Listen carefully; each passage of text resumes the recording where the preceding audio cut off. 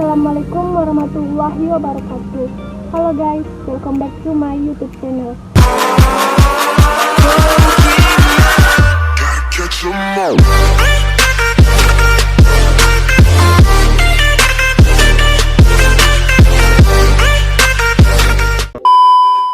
So, di video kali ini saya akan membahas tentang era disrupsi. Sebelum memulai tentang era disrupsi, saya akan memperkenalkan diri saya. Perkenalkan, nama saya Dina Yuristiandini, NIM 2020-01016. Saya Prodi S1 Kesehatan Masyarakat di Stikes Mandala Waluya Kendari. Di sini saya akan menceritakan tentang era disrupsi. Sebelum kalian menonton video ini, ada baiknya kalian untuk mengklik like, comment, share, and subscribe, dan jangan lupa untuk nyalain tombol loncengnya supaya saya bersemangat dalam membuat video. Baiklah, mari kita mulai. Kebijakan pendidikan dalam era disrupsi. 1. Apa itu era disrupsi dan revolusi industri 4.0? Era disrupsi dan evolusi industri 4.0 yaitu pada era disrupsi atau revolusi industri yang dimana perkembangan teknologi semakin pesat dan menggantikan fungsi guru sebagai penyedia informasi, melainkan fungsi guru bergeser menjadi seorang fasilitator dan pembentukan karakter. 2. Apa yang dimaksud dengan kebijakan pendidikan? Kebijakan pendidikan merupakan suatu sikap dan tindakan yang diambil seseorang atau dengan kesepakatan kelompok pembuat kebijakan sebagai upaya untuk mengatasi masalah atau suatu persoalan dalam dunia pendidikan. 3. Kebijakan apa saja tentang pendidikan dalam era reproduksi dalam 4.0, yaitu kebijakan terhadap dunia pendidikan pada masa disrupsi ialah dengan merubah peran fungsi guru sebagai fasilitator, pembentukan karakter, nilai-nilai moral, etika, kebijaksanaan, dan sikap yang membangun karakter anak bangsa. Sejarah revolusi industri.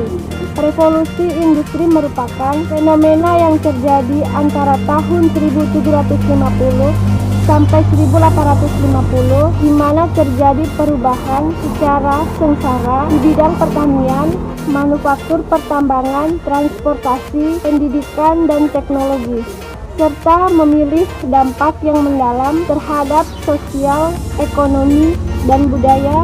Dunia revolusi industri dimulai dari Inggris, kemudian menyebar ke seluruh dunia. 1. Revolusi 1.0.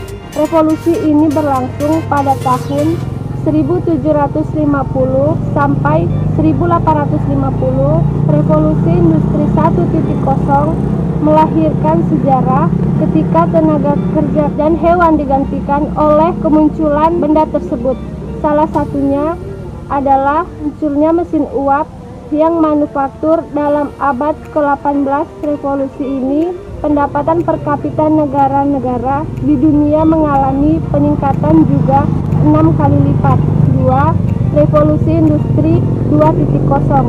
Revolusi ini dikenal dengan sebutan revolusi teknologi yang terjadi pada akhir abad ke-19 dan awal abad ke-20.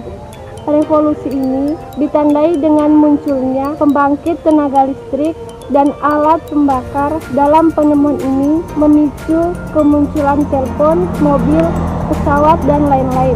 3. Revolusi 3.0. Revolusi ini dikenal dengan sebutan berburu digital, di mana ruang dan waktu semakin berkompresi dan hampir tidak ada jarak maupun pembatas untuk melakukan komunikasi akses ke negara lain. 4. Revolusi 4.0.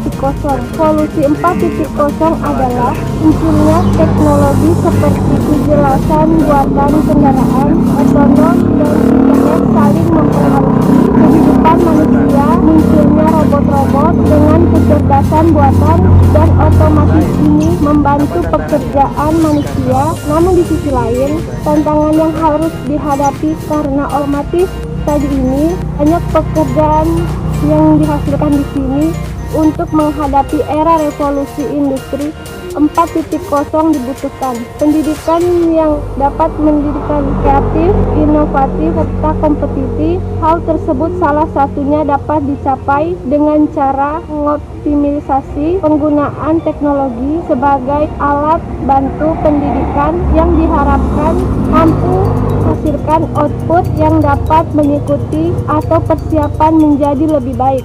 Proses pembelajaran yang cenderung mengutamakan hafalan atau sekedar menemukan satu jawaban benar dari soal harus segera dihilangkan.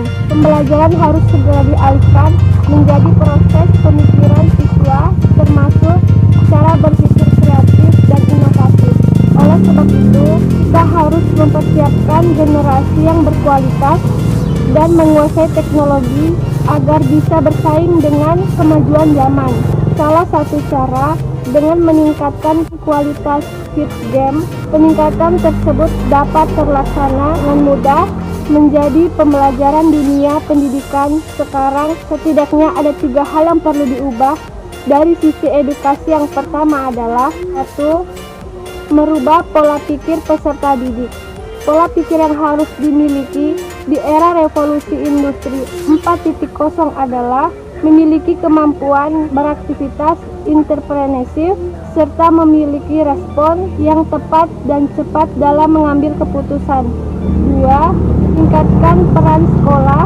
Sedianya fasilitas yang lengkap di sekolah dapat mempermudah peserta didik dalam mengembangkan kemampuannya. Selain itu, guru yang profesional juga diperlukan untuk mendampingi dan membantu peserta didik dalam pembelajaran, karena tugas utama seorang guru adalah mendidik, mengajar, membimbing, mengarahkan, melatih, menilai, dan mengevaluasi hasil belajar peserta didik.